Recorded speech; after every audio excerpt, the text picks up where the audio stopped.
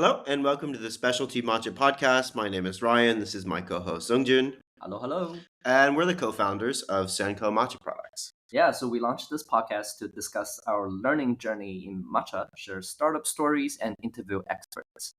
And today we're going to talk about a opinion piece that we wrote recently titled "The Future of Matcha." Yeah. So we purposely titled it an opinion piece because no one knows what the future is. So we put a framework around it of sort of what did matcha look like yesterday, what should it look like tomorrow, and what are some of the forces going on, so that we could best hypothesize what a future of matcha could be, and a future that we would be very excited about. So Zongjun, could you give us a short summary of what the article was about? Yeah, so we cannot really talk about the future if we don't talk about the status quo. So right now, what we've been seeing is really a specialty movement in matcha, just as what we have been seeing in a lot of other food and beverage categories like coffee and chocolate. So matcha has long been this cultural element that is bounded with a lot of traditions, and now we are seeing these small but very passionate groups of companies and influencers that are really driving innovations.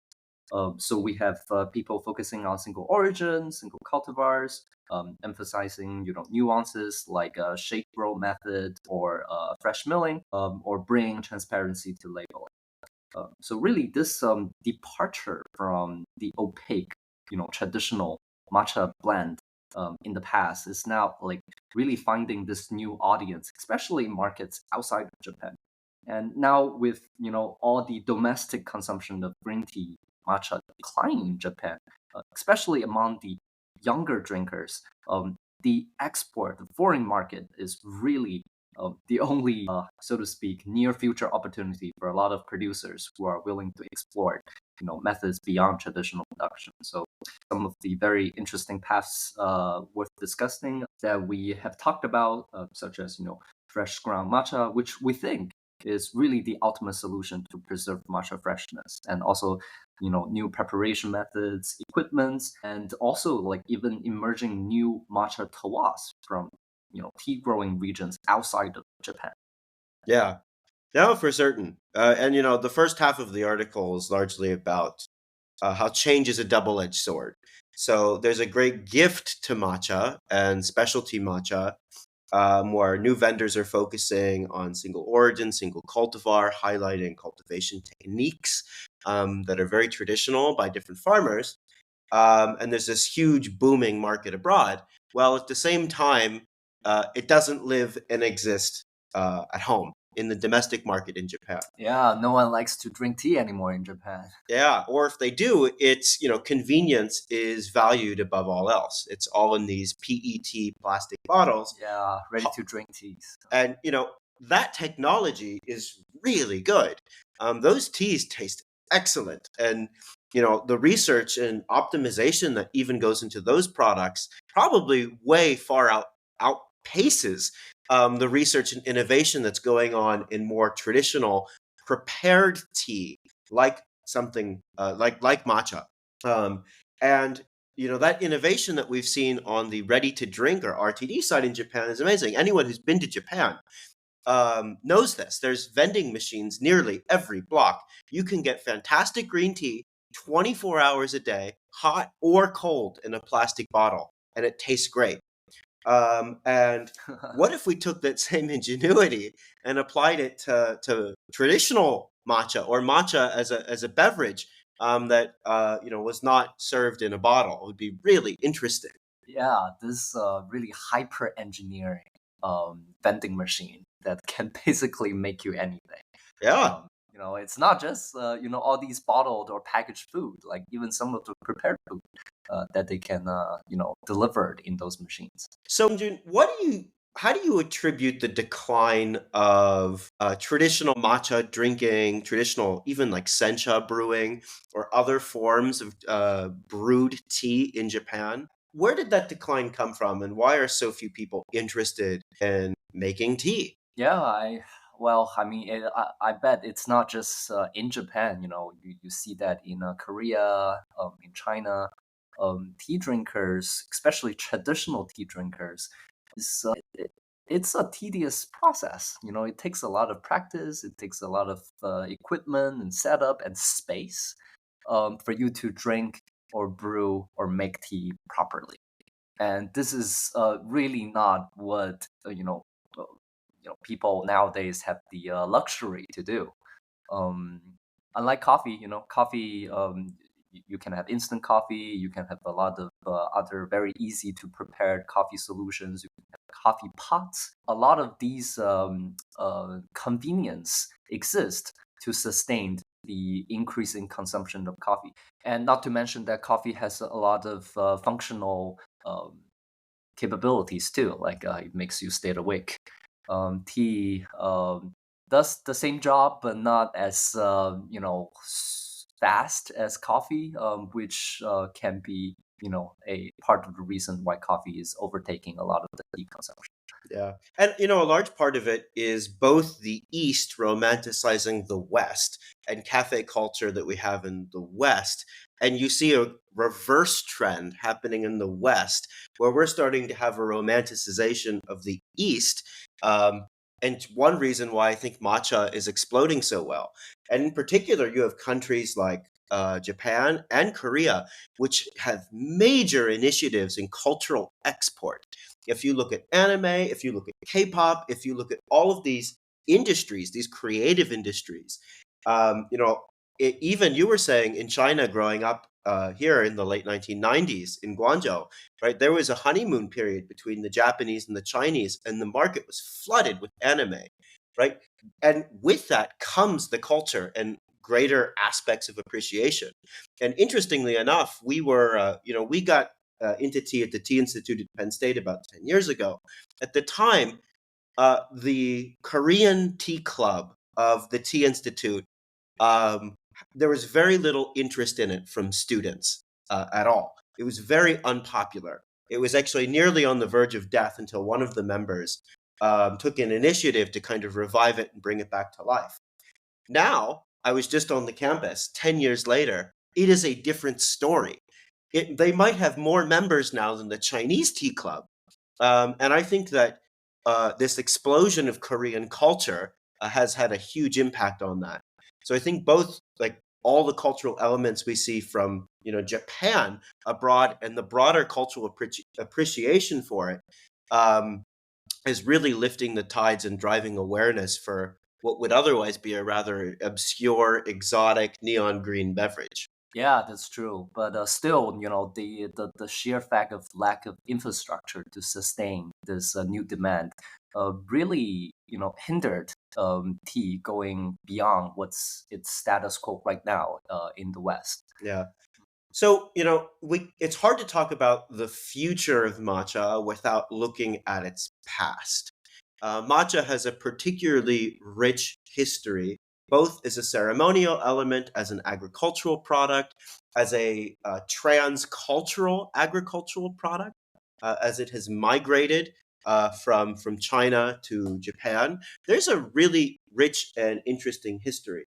But it feels like a lot of the status quo companies are focusing their positioning, their branding, their messaging as almost a rediscovery or education of these ancient traditions, these traditional methods, these heritage farms, and developing new markets for what was previously appreciated in Japan, but that appreciation is now waning. And they're using very similar playbooks to introduce it to a new set of Western consumers, or even beyond the West, what we're seeing in Southeast Asia or in the Middle East. So, why do you think that is? And do you think that's what the future of specialty matcha is? Is this revitalization of what people appreciated in the past? That's a very interesting question. To a lot of extent, you cannot really talk about a thing without talking about its past. You can't just start selling matcha to people, without telling people where this matcha come from. The past and the history of matcha and its culture associated with it really is a foundation of a lot of these fantasy this interest coming from.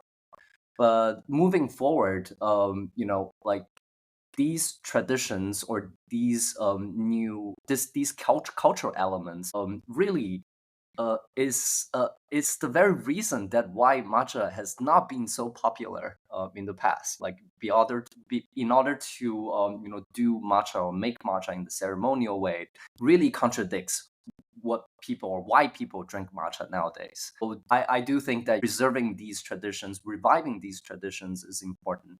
But the future of matcha as a specialty drink, it's really should be moving on its own path versus continuing this traditional practices. Yeah. And by traditional practices, I mean, we're talking about, handmade chasens and that rich history. We're talking about tea bowls. We're talking about rice straw shaded canopies, something called Hanzu shading, right? Like all of these old practices that would result in tea or teaware that were highly prized, right? That is primarily now being used as marketing material with this new wave of companies who's trying to build appreciation for this thing. And I think it makes sense. How does an American develop a preference for, you know, the deep history of matcha in the first place, right? You go to Japan, you learn about it. You don't go in with a bunch of assumptions. You keep your mind open. You're listening. You're actively listening, and people are explaining to you who have generations, sometimes 10+ generations of continuous lineage of certain crafts. And to keep an open mind, you have to develop appreciation for it and then spread it. And the problem is I think matcha is just a little too new for that not to be the focus. But if you look at the third wave coffee movement 20 years ago, that was not the focus. Like Ethiopian coffee ceremony and the really ancient rituals surrounding coffee and coffee preparation were not the focus of what the specialty coffee movement was. It's not the focus of what the bean to bar chocolate is. And even in craft beer, you also don't see that. Even in something like beer, you have really rich traditions and some really interesting pieces of history. But at best, you see one or two products that get made with some revivalist mentality. A great example of that is a brewery in Delaware called Dogfish Head. Looked up and collaborated with some researchers at reviving an ancient Egyptian recipe for beer making. And it was called Midas Touch, was the name of that product. But beyond that, it's pure innovation. You see hazy IPAs, you see all of these cool hybrids. You're not starting to see mixture of wine beer hybrids, cider beer hybrids, all these different new types of hop cultivation and crossbreeding to have these new what they call designer hops, have all these cool new aromatic profiles.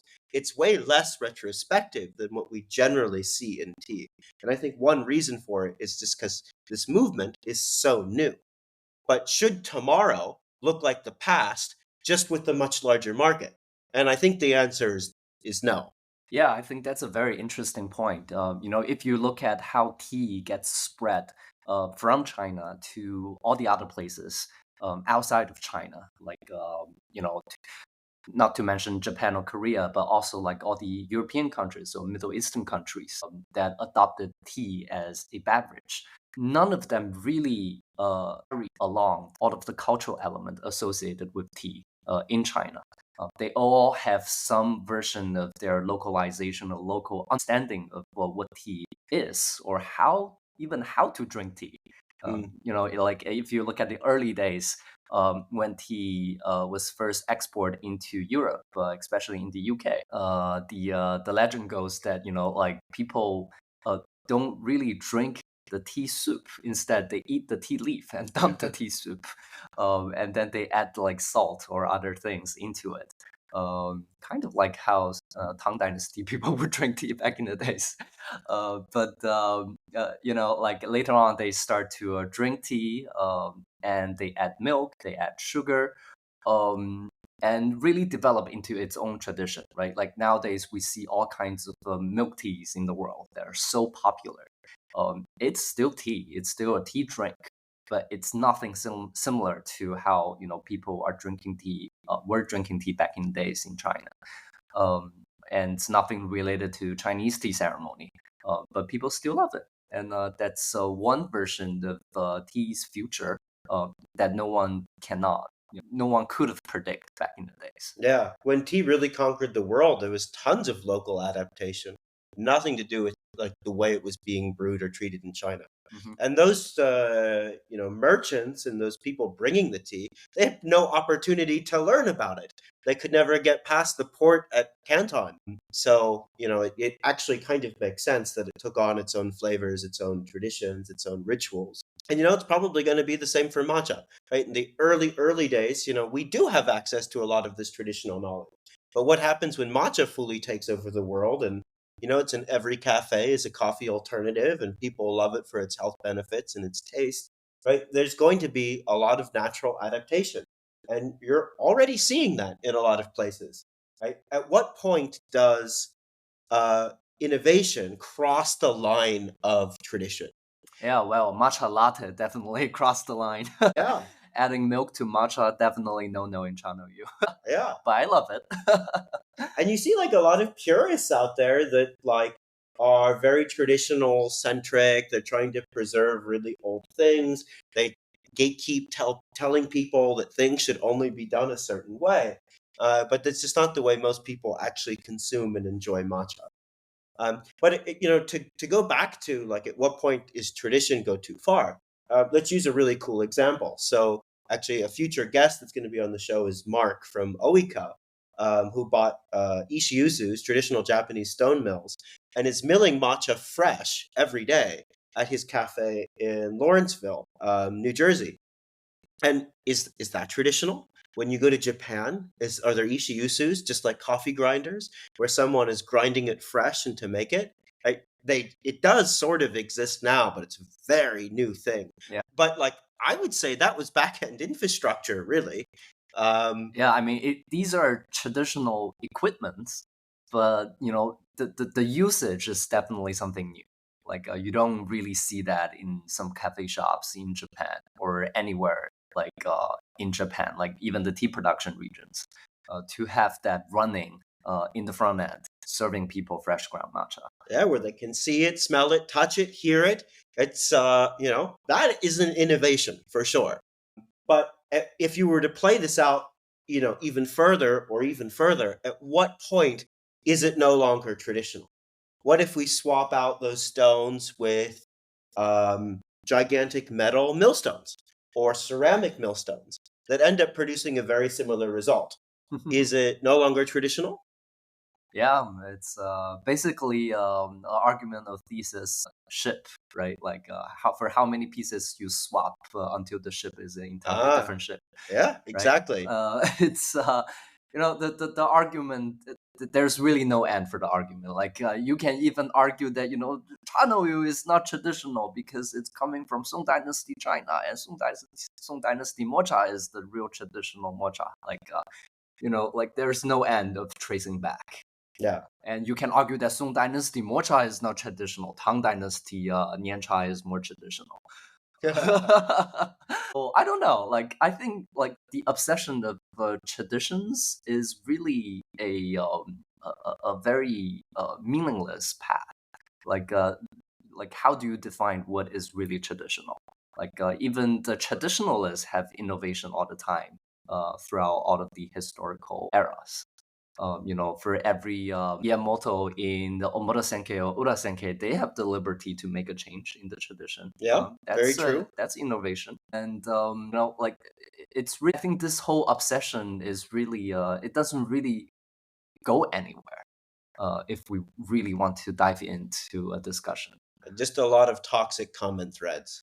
Really dumb. Like that is like the source of a lot of the toxicity or debates over these questions that have no right answers, especially around what is traditional. Yeah, I mean, like ultimately, for someone to be able to define a tradition is essentially a position to exert authority. Like I have the authority to define or to tell you what is traditional. that's just not true. Like no one has the authority Yeah. to do so. And they claim it on different levels, right? Having some form of knowledge is authority, right? Very few people know about matcha in general. Maybe they've heard of it. So if you know a little bit about it, there's a great knowledge imbalance, and that is a type of authority that unfortunately a lot of people like to exercise, saying no, it should be done this way, not this way. Right? That's at the basic level. But then you could start exercising more moral authority, or direct lineage. They might, their voice might be a little bit closer, and you have all these voices intermixing. And it, I think, is a overall, it's a distraction. We should be talking about what the future of matcha is. How can we get better matcha to more people in a more accessible way at a price point that they can afford, so it can truly become a global beverage? And what are the things getting in the way of the industry from it being as ubiquitous and affordable and easy to access as something like coffee, to make their lives better? Maybe they don't like the taste of coffee. Maybe they want something with a more balanced energy profile. Coffee gives them the jitters. Maybe they want something with healthy functional benefits. So in a Or turn, like they just want the drink to taste good. They wanted to like to drink matcha every day. yeah, Someone might not necessarily like drinking matcha straight. They add some other things like milk into the drink and mix it together. Sometimes even like fresh fruits like strawberry. yeah, It's a it's pretty exploding. pretty interesting trend that we've been seeing recently. You can argue that all these practices are not traditional, but they taste good. This is what people like, and I think these should really be the guideline of the future of matcha. It should be convenience. It should be tasty. It should be healthy. Yeah. So at a really high level, we developed some sort of headlines of what we thought the future of matcha could be, or what the potential for specialty matcha is. And we'll have future episodes on this and more blog posts about it. But the first one is around fresh ground matcha, which we've talked a lot about on this podcast. But it really has the potential to change the game, not only for freshness and making the best matcha taste better, but also lower quality matcha taste better. So we're actually in the middle of doing testing, and our mill is outputting tea that is approximately the same size and particle morphology as an Ishiusu, with all of the references that we've created. And to do some experiments, we bought some very low cost tencha that was processed in mainland China, but using identical equipment.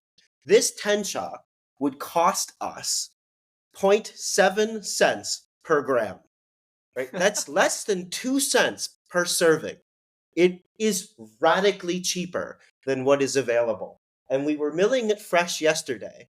And, you know, it wasn't the best matcha we've ever had.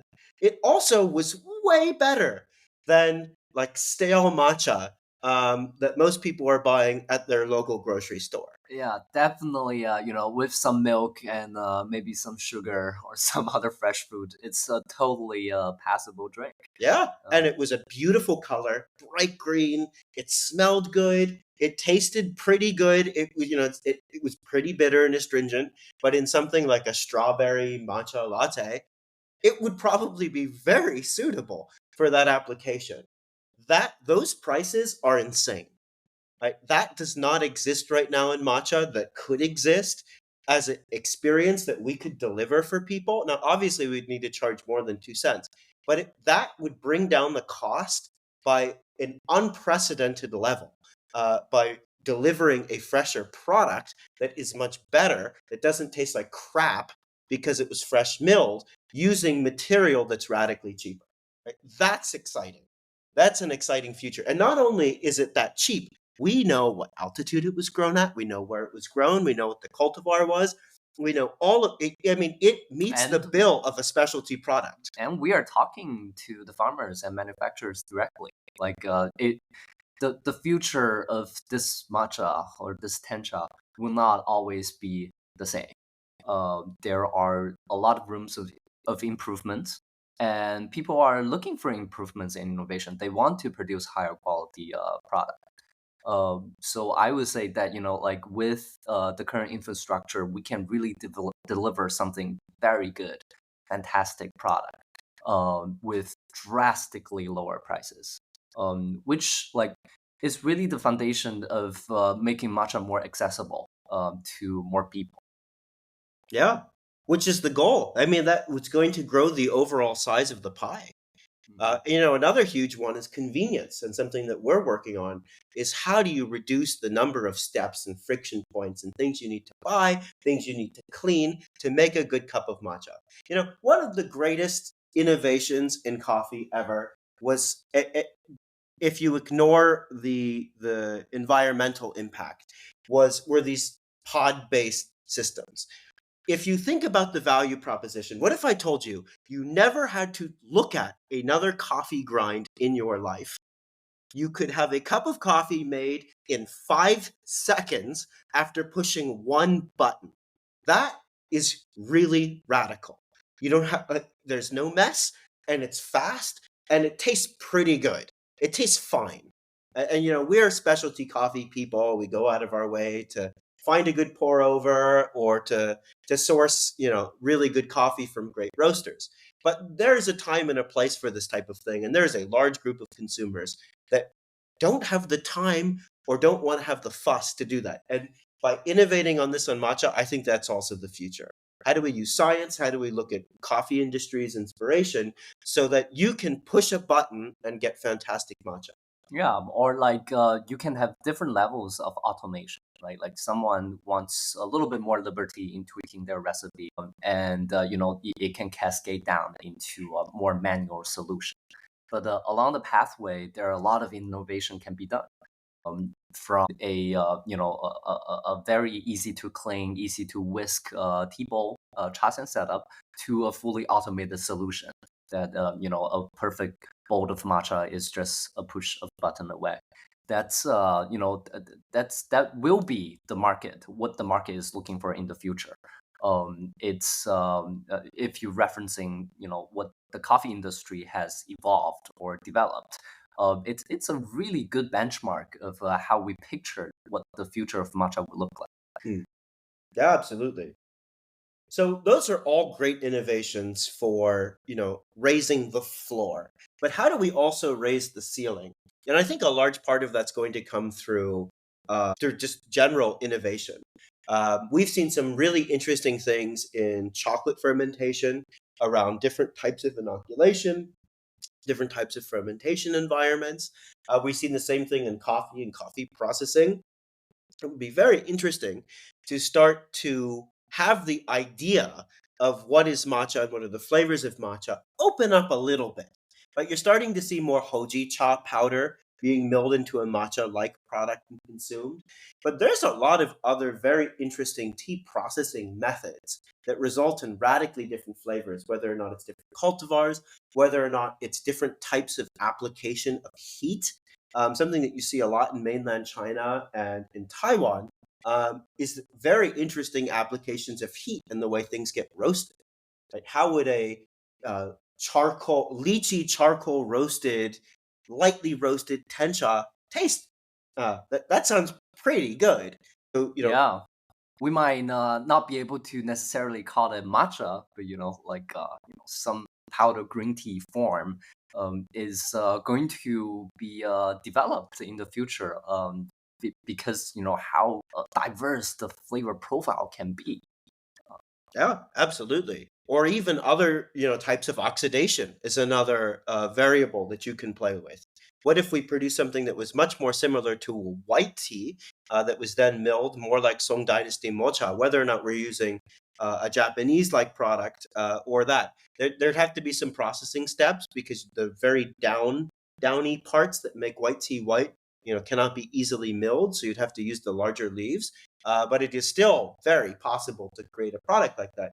It wouldn't be what people know traditionally as matcha, but it might be something that people love, and if fresh milled, could taste very good and really grow the size of the pie and things that are available to people. Because I mean, let's face it, among different matcha powder right now. even at the highest levels where you're paying over $1 a gram for quote unquote ceremonial grade matcha, most people are looking for a lack of flaws. They're looking for things that aren't bitter. They're looking at things that aren't a disgusting color. They don't want a lot of astringency. Uh, that is even among like matcha reviewers or connoisseurs.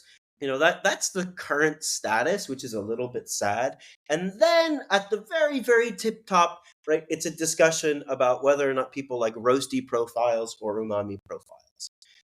And that's like the level of awareness at the moment. But it'd be really cool to move away and to have the infrastructure in place and the experimentation in place to divert the discussion away from flaws towards other flavors that people like and can develop a preference for. Yeah, really diversify the potential flavor profile or options for people to enjoy the drink. Yeah. And it might make matcha less delicate, right? Right now, matcha is really delicate and it tastes really bad after it's been exposed to light, or it's aged too wrong, or kept in the wrong environments, or your water was too hot, or your water chemistry wasn't any good, your base water quality wasn't any good. But what if some of these products, after a little roast, or a little bit of oxidation, like a white tea, really make it much more difficult to bring out those flaws? And we have a really interesting podcast coming out where we interviewed a water chemistry expert, and how that's one of the most overlooked things that can make your matcha taste really bad or really good. Yeah, by the end of the day, the most abundant ingredient in your cup of matcha is water. Yeah. You're drinking water with some tea powder inside. And there's not nearly enough experimentation Yeah. and innovation, even at that base layer of the stack. It's a really interesting discussion that gets us very excited about what the future of matcha can be. As we, explore these different perspectives, we learn from other industries. We look towards the past, but with one foot in the future, as we speculate and ultimately help co-create what the future of matcha looks like. Right, the current ecosystem of vendors and matcha companies and tea people, and even every consumer with every dollar or euro or whatever your currency is that you spend, Mhm. are deciding what the future of matcha can be. Yeah, and I think what our job should be is really to offer this selection or abundance of option for people to explore.